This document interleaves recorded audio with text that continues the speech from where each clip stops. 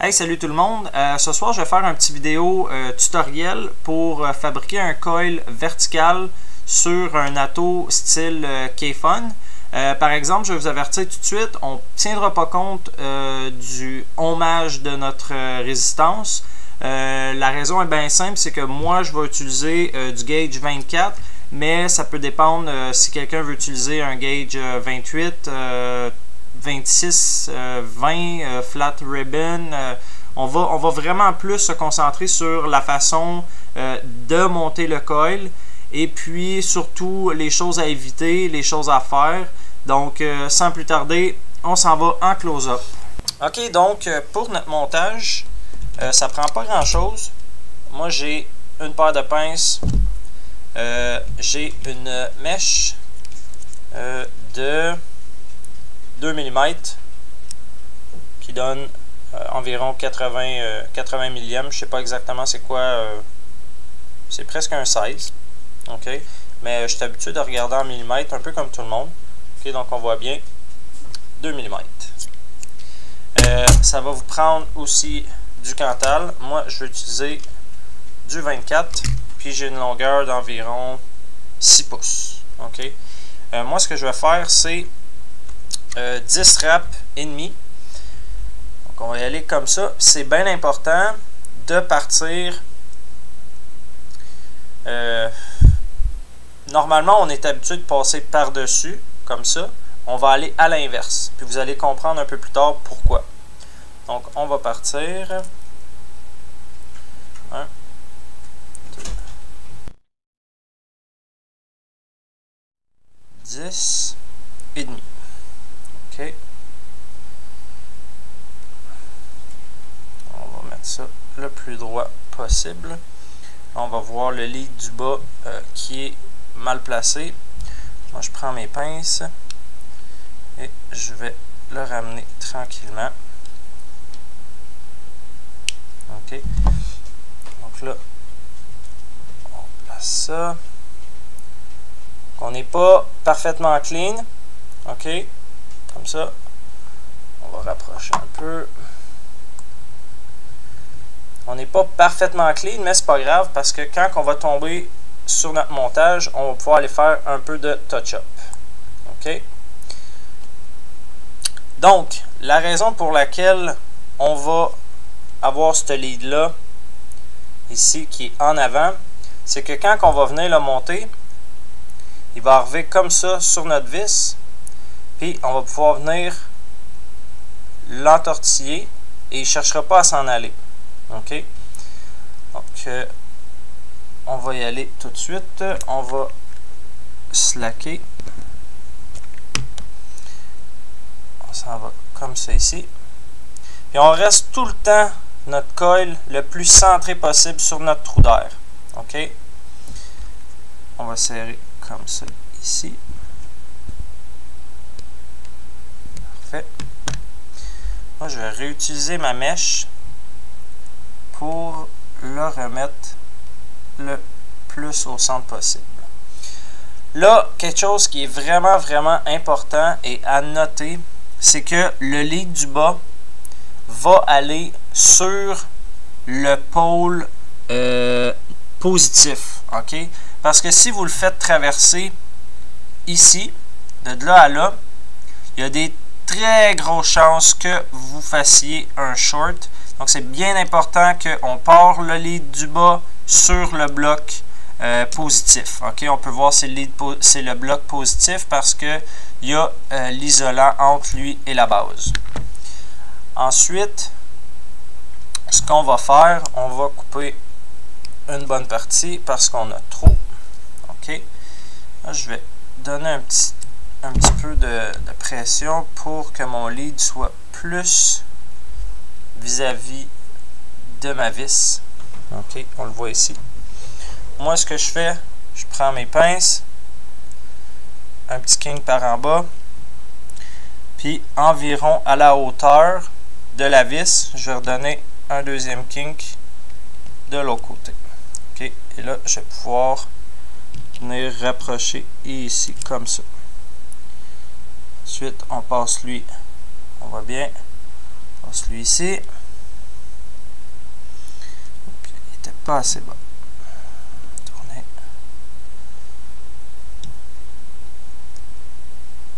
OK. On voit bien. On va venir l'entourer autour. On vient serrer.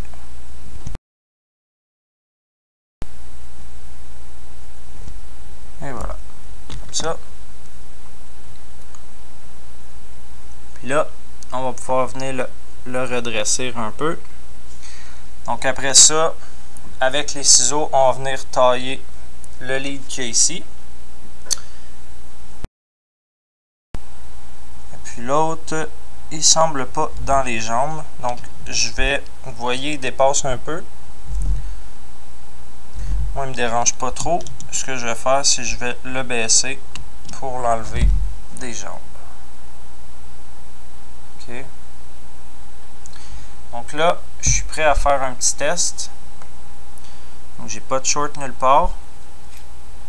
Je vais débarrer mon mode.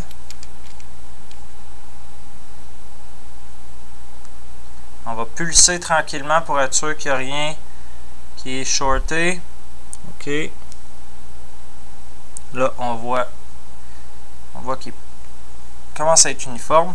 Moi, ce que je fais dans ce moment-là, après l'avoir chauffé, je vais cogner dessus parce que ça va mieux que juste pousser. Si on fait juste pousser, souvent, on va trop loin, puis on manque notre shot.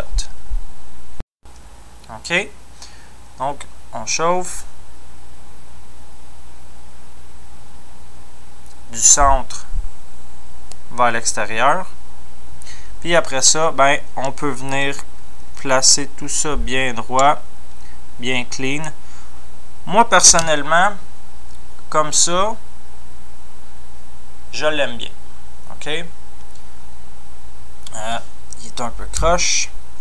J'aime que tout soit bien droit. OK? Surtout, bien centré avec le trou. On s'assure, moi j'aime bien faire un test. Je vais mettre ma cheminée, que j'ai tout le temps de la misère à mettre, bien sûr. Je vais m'assurer qu'elle est libre, qu'elle frotte sur rien, parce qu'on a une chance sur deux que si ça gratte quelque part, que ce soit le lead négatif. Si c'est le lead négatif, on est chanceux. Si c'est le lead positif, on a un short, puis on veut pas ça. Donc encore, je vais faire un test comme ça, en regardant bien à l'intérieur. OK, je vois très bien qu'il n'y a pas de short nulle part. Donc, je vais être prête à mettre mon coton.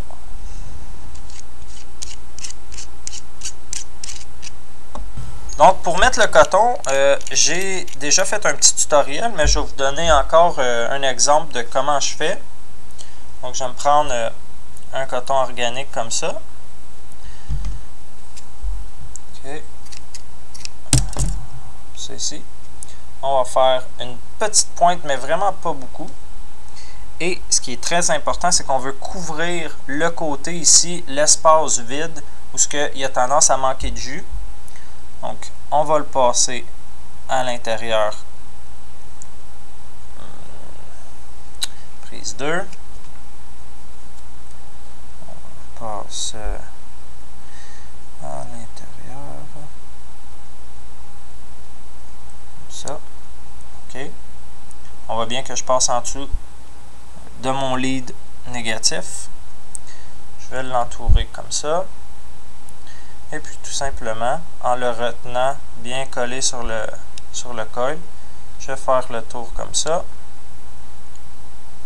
Jusqu'à ce que j'ai tout passé mon coton. Puis je le sais d'avance. Je le sais d'avance que je manque de coton. Mais c'est pas grave. On va remettre la cheminée.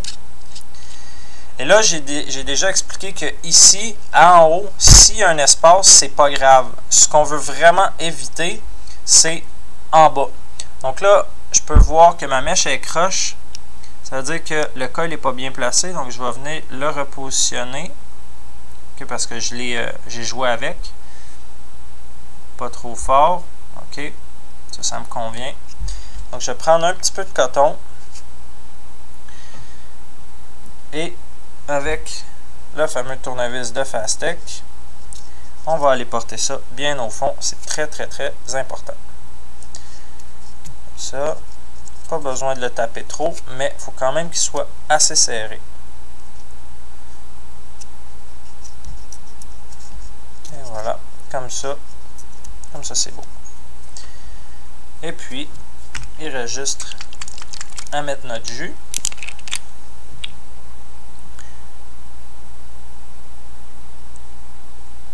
Là, on va le laisser descendre comme il faut. Et ce qui est vraiment important aussi, c'est qu'il ne faut pas oublier de s'assurer que l'embout, le haut de notre coil est bien à découvert où ce que l'air va passer. Et puis là, je suis bien saturé.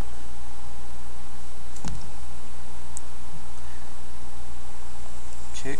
On va pouvoir essayer ça. Donc là, moi j'ai une batterie faible. Ça aide pas non plus. Mais bref, ça c'est les étapes que j'utilise. Et après, on va faire un petit test. On va le déposer dessus. On s'assure qu'il n'y a pas de résistance, que ça ne coince pas, qu'il n'y a pas un gap quand on essaye de le fermer. Ça veut dire qu'il y a du coton qui a coincé. Et ça devrait ressembler à ça. Donc le boule fun, on a rempli notre tank. On va se faire un petit test pour voir qu'est-ce que ça dit.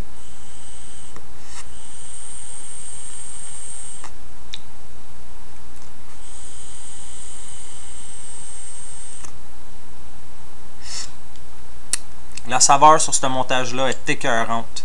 Le hit, ça aussi, c'est quelque chose. Je vape un petit peu moins que du 12. Je l'ai coupé avec du 0, donc je suis à peu près à 10. Et le hit est écœurant, la saveur est là.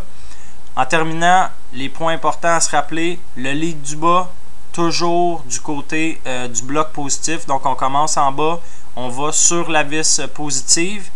Après ça, le coton bien s'assurer qu'il est tight sur le coil, qu'on a passé entre le lead puis le coil. Et si à la fin, il manque de coton dans la cheminée, on va aller en porter tout le tour. Faire attention de ne pas l'amener trop haut. J'ai vu des gens qui, eux, remplissent de coton, ils viennent trimer au ciseau. Sauf que moi, j'aime pas ça parce que quand on vient remettre l'embout de la cheminée, ça a tendance à accrocher le coton. Et puis, ça va déplacer le coil. Puis, un coup que ça déplace, tu ne sais pas si à la base, c'est un short ou quoi que ce soit. Soyez prudents là-dessus. Puis, j'aimerais avoir vos commentaires, savoir qu'est-ce que vous en pensez. Si la méthode a du sens, s'il y a des choses que j'ai manquées, des points que j'aurais peut-être dû élaborer un peu. Gênez-vous pas, laissez des commentaires dans la boîte en bas. Et sur ça, je vous souhaite bonne vape!